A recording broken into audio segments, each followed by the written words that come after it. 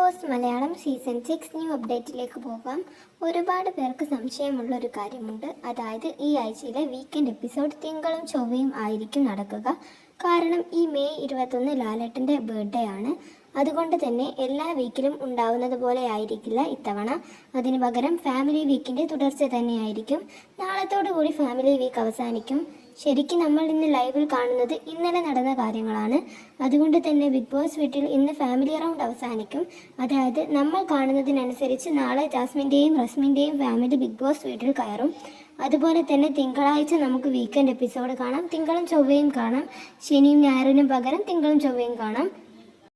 എന്തായാലും നാളത്തെ പ്രധാന ടോപ്പിക് ജാസ്മിൻ്റെ ഫാമിലി തന്നെയായിരിക്കും.